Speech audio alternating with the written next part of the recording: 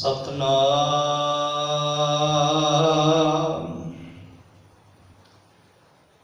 धन वाहिगुरु साहिब जी।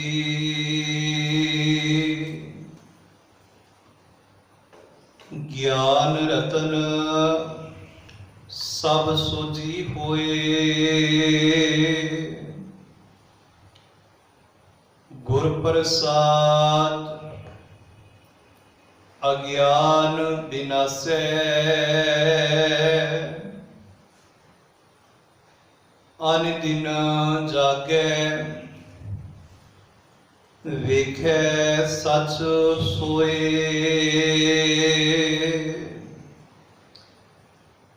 धन वाहिगुरु साहिब जी।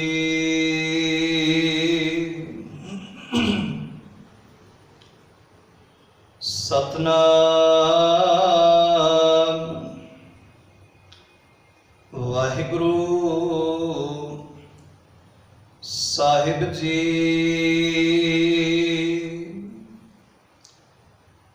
मन में झूरे रामचंद,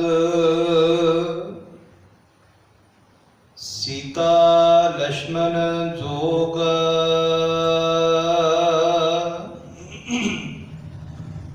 हनुमंतर आराध्या, आया कर संजोग।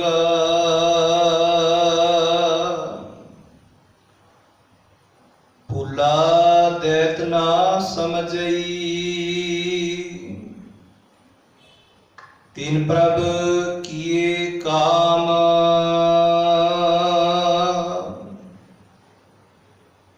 नानक वे प्रवासो, कीर्तना मिटी राम।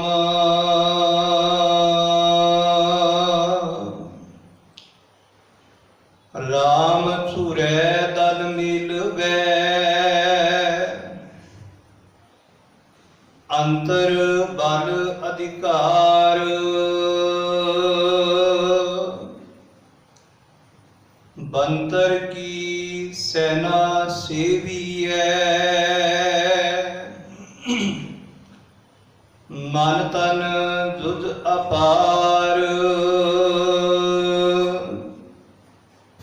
सीता ले गया दासिरो, लक्ष्मण मोयो सराप। नानक करता करनहार, कार वेखै थाप उथाप। नानक करता करनहार, कार वेखै थाप उथाप। परम सन्मानयोग सतगुरां दी साजी निवाजी गुरु रूप गुरु प्यारी साध संगत जीओ। जाहर पीर जगत गुरु बाबा सिख धर्म दी बानी धन सतगुरु गुरु नानक साहिब सच्चे पातशाह जी दे पवित्र मुखार बिंद तो उच्चारण किए हुए पावन श्लोक, जो श्लोक 12 तिरदीक अंदर सुभाईमान ने, तिन्हां दी लड़ीवार विचार आप जी नेता प्रति सरवण करते आ रहे हो। विचार अधीन पावन 2 श्लोक, श्लोक नंबर 25 ਅਤੇ 26, जिन्हां दा मूल पाठ हुणे आप जी ने सरवण किया है। ये पावन दोनों श्लोक ही एक लड़ी के अंदर गुरुदेव सच्चे पातशाह जी ने परोए ने। आओ मन बिरतियां नूं एकाग्र करदियां होया गुरमत विचार की आरंभता तो पहला कलगीधर पिता धन गुरु गोबिंद सिंह महाराज जी वालों बख्शिश की हुई प्यार भरी असीस गुरु फतेह नाल संत पाइए। सारे आखो जी वाहिगुरु जी का खालसा वाहिगुरु जी की फतेह। सतगुरु जी श्लोक दे अखीरले बंद अखीरलियां पंक्तियां विच बचन करते ने, नानक करता करनहार कर वेखै थाप उथाप। हे नानक, जो करता है अकाल पुरख है, करनहार वो सब कुछ करने के समर्थ है, कर वेखे थाप उथाप, वो प्रभु समर्थ है कि उसके हुक्म अंदर बहुत कुछ बन रहा है ते उसके हुक्म के अंदर ही बहुत कुछ बिंस रहा है। बाणवी उसके हुक्म अंदर रहा है ते बिंस भी उसके हुक्म अंदर। भाव कि इस संसार अंदर, इस ब्रह्मांड अंदर उस अकाल पुरख जी का नियम, उस प्रभु का हुक्म ही काम कर रहा है। ਉਹਦੇ हुक्म के अंदर ही, ਉਹਦੇ नियम विच ही जन्म हो रहा है।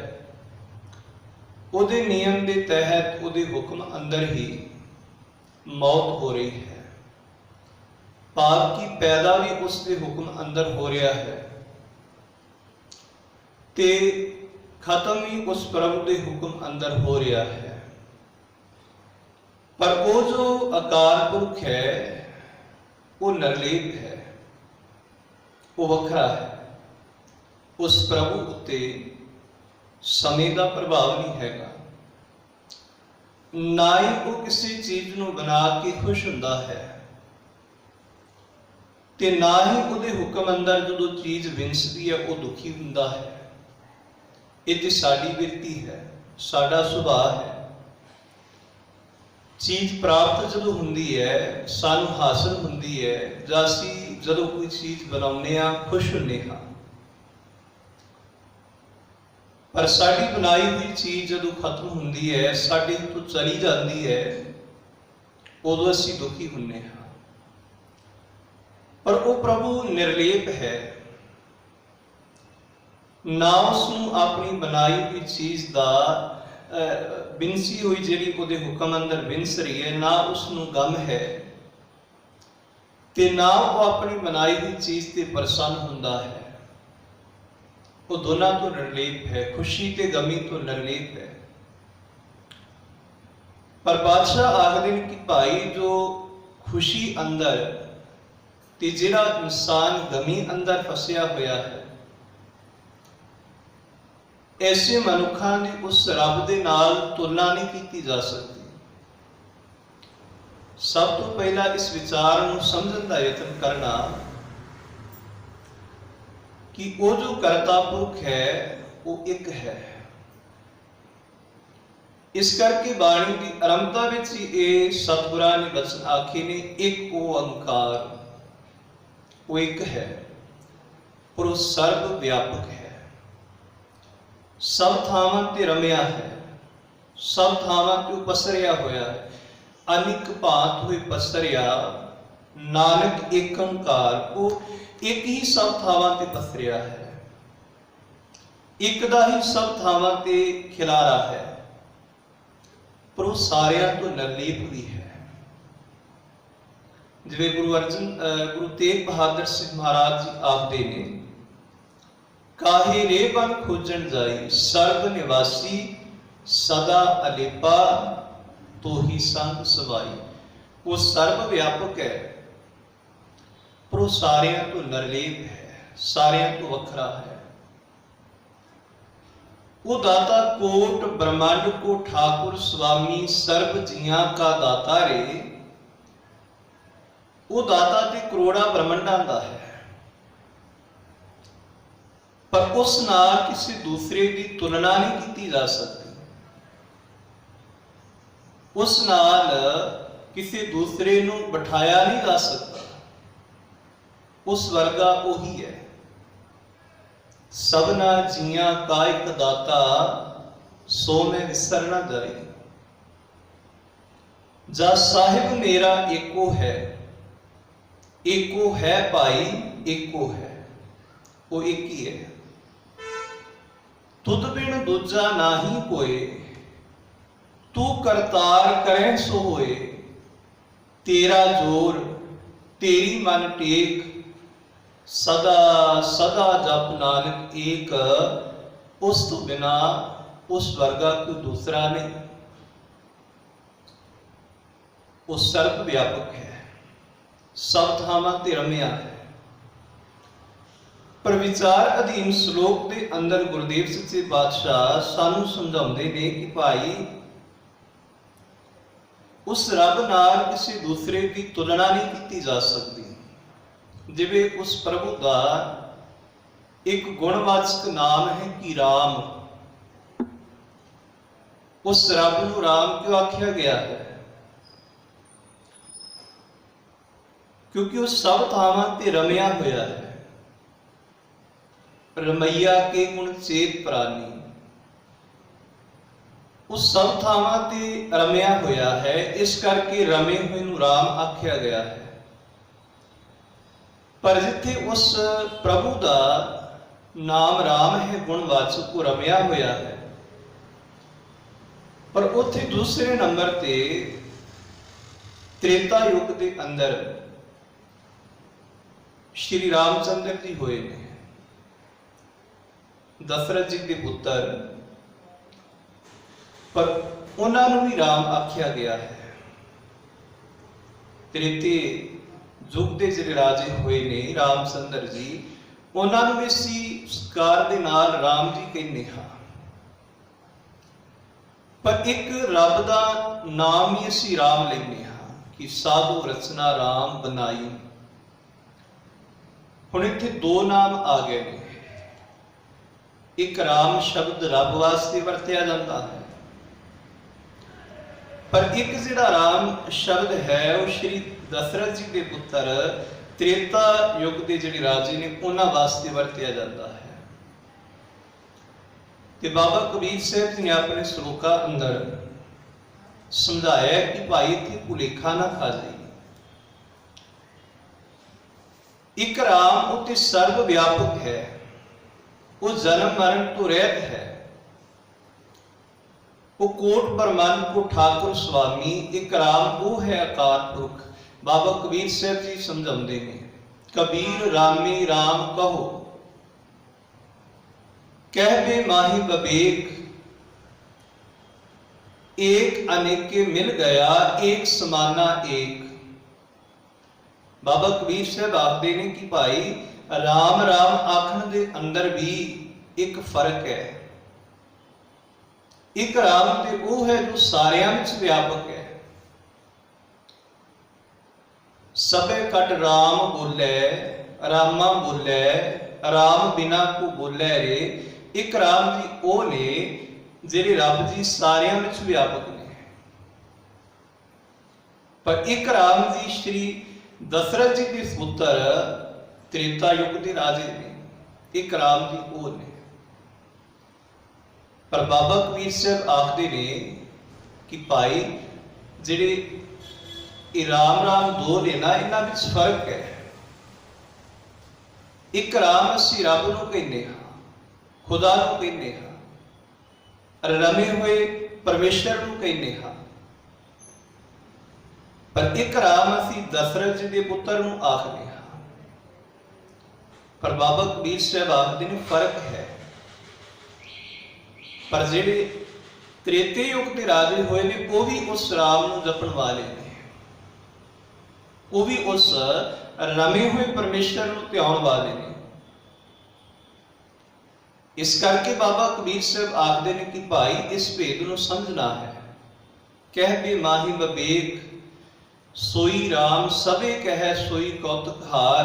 एक ते राम घटा घटा विच व्यापक है, पर एक राम जी त्रेता युग के राजे होए ने। पर बाबा कबीर साहब आखदे ने कि समझना है इस विचार में। पर वो जो राम है रमिया होया घट घट विच व्यापक, उहदे सम उहदे बराबर किसी दूसरे की तुलना नहीं की जा सकती। वो कोई भी है। उस रब दे बराबर, रब दे तुल, रमे हुए राम दे तुल किसी दूसरे की तुलना नहीं की जा सकती। इस करके बाणी के अंदर पातशाह जी ने अपने आप को उस परमेश्वर के सेवक आख्या है, जन आख्या है, दास आख्या है कि भाई असी उस सारे रब के सेवक हाँ, उसके बनाए हुए जीव हाँ, उसके दास हाँ, उसके जन हाँ, पर उस रब की बराबरी कोई भी नहीं कर सकता। ते ये नहीं कि रब केवल सिखां दा है, जां वो रब केवल इस्लाम धर्म दा है, जां वो रब केवल सनातनी धर्म दा है, जां वो रब केवल जोगियां दा है। नहीं, वो तो सारियां दा है, सब दा है, सारे जीवां दा वो रब है ते सारियां जीवां अंदरों वस रहा है। सबे कट राम बोले, रामा बोले राम, बिना को बोले रे। ये भाई सारे अंदरों वस रहा है। पर बाबा कबीर साहब आखते ने, सतगुरु गुरु नानक सिंह जी इस शब्द के अंदर समझाते ने कि भाई असी भुलेखे वस हो के, भरम वस हो के, जिहड़े त्रेते युग के राजे ने, असी उसनूं रब समझी बैठे हाँ। पर नहीं, जो रब है वो जोना विच नहीं आउंदा।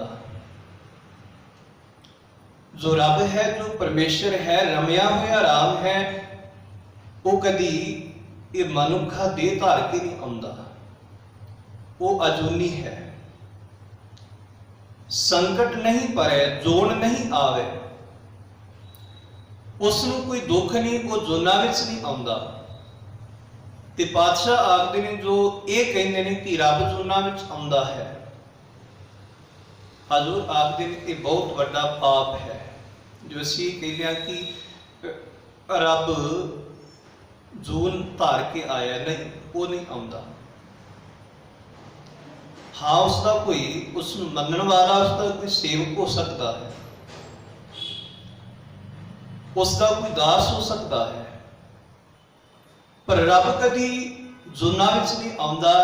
ये गुरमत का सिद्धांत है, ये गुरमत का उपदेश है। सकल पराध देह लरोनी, सो मुख जलो जित कह ठाकुर जोनी।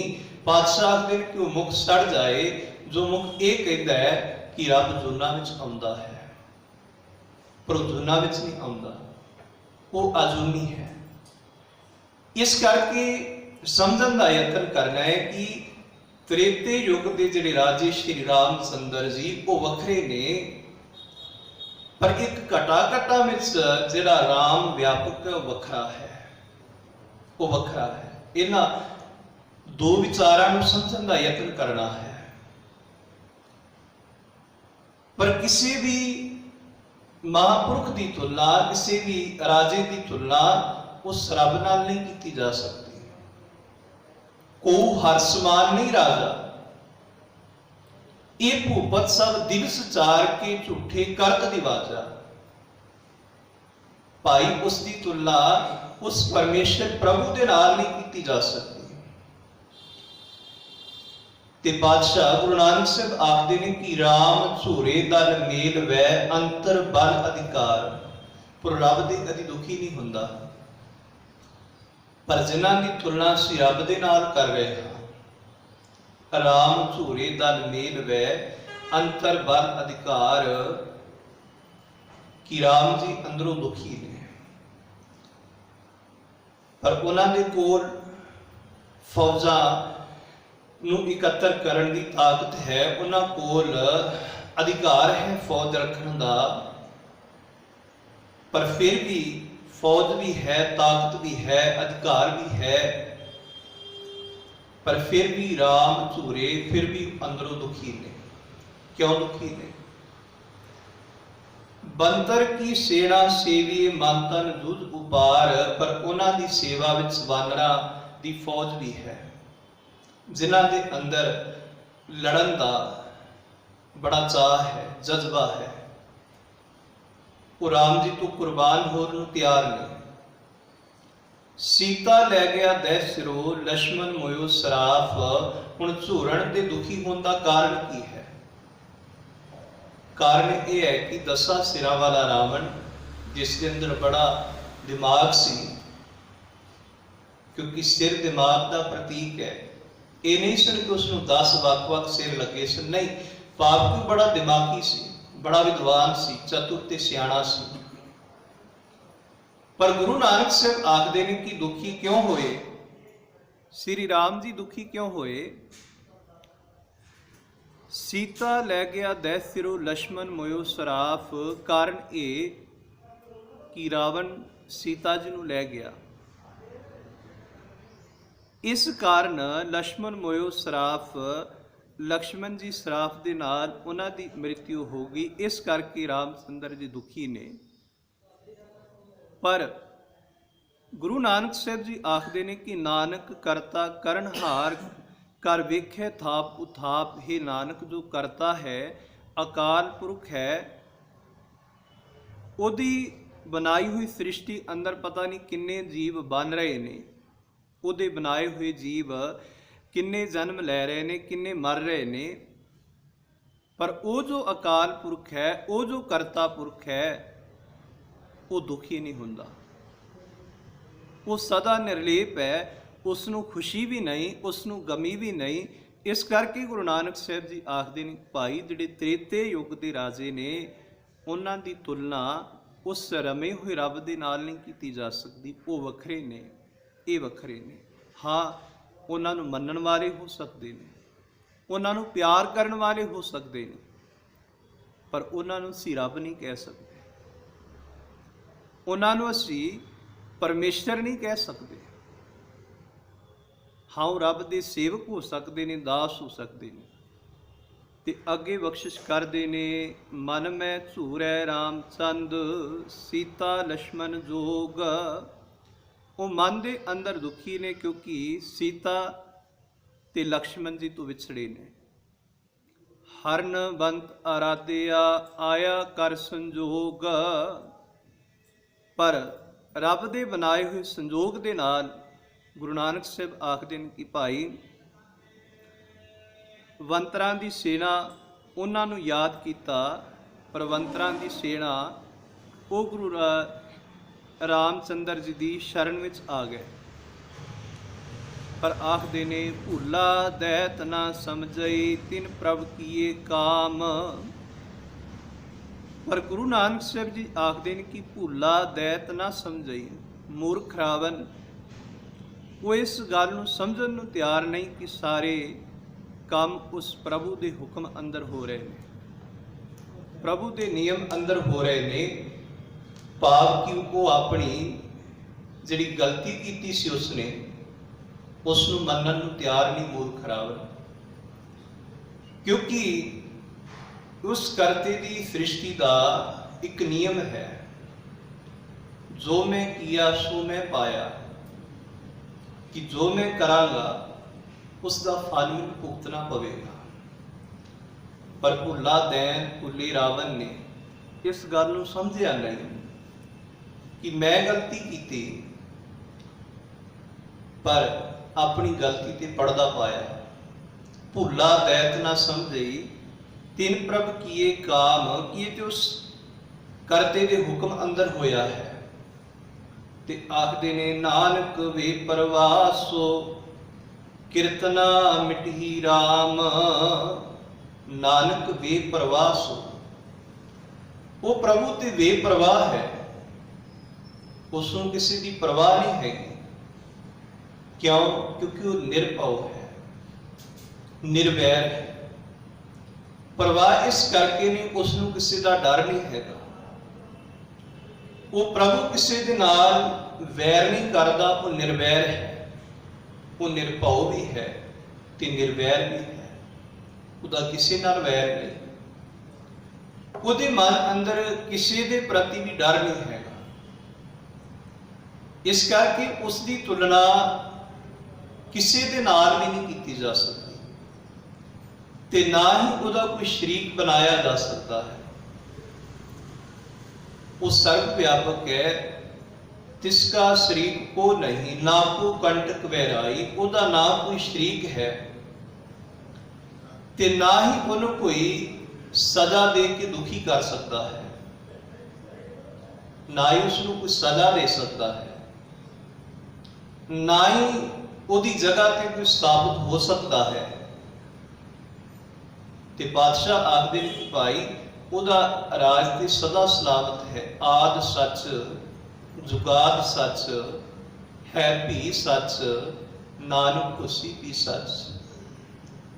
वो हुण भी सच है ते आने वाले समय अंदर भी उस प्रभु की सत्ता सदा कायम रहेगी, जिसनों पातशाह ने साधु रचना राम बनाई। ते फिर समझण का यतन करना, इत्थे राम त्रेता युग के जिहड़े राजे ने उन्हां वास्ते नहीं आ रहा, क्योंकि सृष्टि उन्हां तो पहला भी सी, पर साधु रचना राम बनाई कि रमे हुए परमेश्वर वास्ते भी शब्द आ रहा है। इस करके गुरुदेव सच्चे पातशाह आखदे ने कि जे भुलेखे विच पवांगे ते असीं ये समझ लवांगे कि बड़ा वड्डा साडे नाल धोखा होएगा, बड़ा वड्डा साडे अंदर भरम होवेगा, जे असीं रब नूं समझण दी बजाए किसी होर नूं रब बना के बैठे हां, किसी होर नूं रब बना के पूज रहे हां। ये साडा बहुत बड़ा भुलेखा होएगा, साडा भरम होवेगा। ते इस भुलेखे नूं गुरु नानक साहब जी ने अज दे इस विचार अधीन श्लोक के अंदर इस भुलेखे नूं दूर कीता है। ये भाई करता समर्थ है, नानक निर्भव निरंकार हो, कीती राम रवार, कीतियां कन कहानियां, कीते वेद विचार।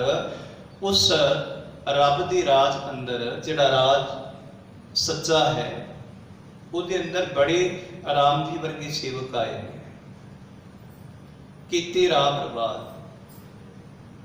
किन्ने ही कृष्ण जी वर्गे आए ने, कीते ब्रह्मे घाट घड़िए, किन्ने ही ब्रह्मा जी वर्गे आए ने, पर भाई वो वखरा है, तुझ बिन दूजा ना ही कोई। उसकी तुलना किसी दूसरे के नाल नहीं की जा सकती। किसी शरीर नूं रब बना के पेश नहीं किया जा सकता कि रब शरीर धार के आया है, रब जुन्ना विच आया नहीं। वो जो मालिक है, वो जो प्रभु है, वो बड़ा ताकतवर है, उसकी सत्ता ते सदा कायम रहने वाली है। इस करके आखदे ने कि नानक बेप्रवाह सो कीर्तना मिट ही राम, वो बेप्रवाह है। पर बादशाह आखदे ने कि भाई कीर्तना मिटी राम, इत्थे किरत तो भाव है कि कीते हुए कामां दे संस्कार के मुताबिक कीते हुए जिहड़े कर्म ने उन्हां नूं किरत आख्या जाता है। पिछले कीते हुए कर्मां दे संस्कारां दे समूह नूं किरत आख्या जाता है।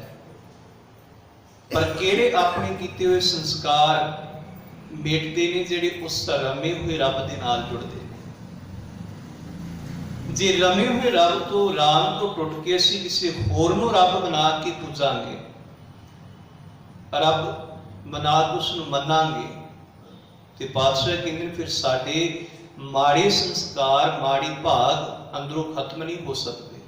हाँ होणगे, माड़े संस्कार माड़ा सुभाव माड़ी भाग उदों खत्म होणगे जदों रमे हुए राम दे नाल असीं जुड़ांगे, जिसनूं पातशाह ने थापिया ना जाए, कीता ना होए, आपे आप निरंजन सोए। उसनूं थापिया नहीं जा सकता, उसनूं बनाया नहीं जा सकता।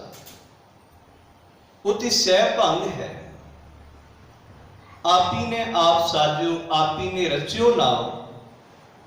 देखो वो जो रब राम है ना, जिसनूं असीं राम कहने, हर रमिया होया, कबीर को स्वामी ऐसो ठाकुर जाको माई ना बापो रे, ओदा कोई माता पिता नहीं उस राम का। पर जिहड़े त्रेते युग विच श्री राम जी होए ने, उन्हां दे पिता भी होए ने दशरथ जी, उन्हां दी माता जी भी होए ने। पर जिहड़ा रब राम है, ओदा कोई पिता नहीं, ओदा कोई माता नहीं। ये गल किसी वैर के विरोध नहीं कही जा रही।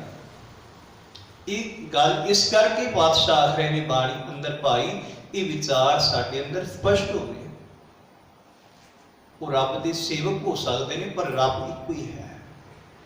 कोट ब्रह्मांड को ठाकुर स्वामी, सर्व जियां का दाता रे, सबना जियां कायक दाता सो मैं विसर ना जाई। वो रब ते सारियां दा एक है, पर असी किसी भुलेखे विच पै के, भरम विच पै के दूसरियां नूं रब मान के ना पूजिए। उस रब नूं मनीए, उस राम दे नाल जुड़िए जिहड़ा सारियां विच व्यापक है, सब विच वसिया होया है। ते उहदे नाल जुड़ के पातशाह आखदे ने कि साडे माड़े भाग, साडे माड़े संस्कार साडे अंदरों खत्म हुंदे ने। सो अज दे इन्हां पावन दुलोभ सलोकां अंदर सतगुरु गुरु नानक सिंह जी ने उस एक ओंकार का जिहड़ा सिद्धांत है उसनूं स्पष्ट किया है कि भाई एक ओंकार दे नाल किसी दूसरे की तुलना असी नहीं कर सकते। सो गुरु साहब कृपा करन, ये सिद्धांत, ये विचार साडे अंदर स्पष्ट होवे, असी भी रमे हुए परमेश्वर नूं घटा घटा विच व्यापक देख के उस मालिक के नाल जुड़ सकीए, ताकि हो सकने लोग सुखीए पर लोग सुहेले, नानक हर प्रभ आपे मेले। प्यार अदब सत्कार नाल आखो जी। वाहिगुरु जी का खालसा, वाहिगुरु जी की फतेह।